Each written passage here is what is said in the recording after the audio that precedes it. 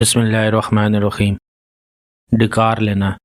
हज़रत किरमानी रहमतुल्लाह अलैह ने फ़रमाया, अगर कोई शख्स ख्वाब में डिकार आता देखे तो दलील है कि ऐसी बात करेगा जिससे उसको हुर्मत होगी, और अगर देखे कि डिकार के साथ उसके गले से खाना निकला है तो दलील है कि उसकी मौत करीब है।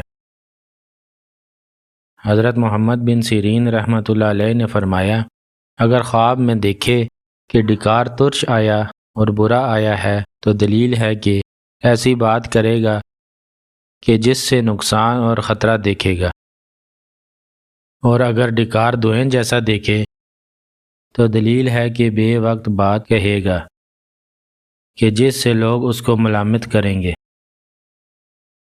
और उस ऐब का इंजाम पशेमानी होगा।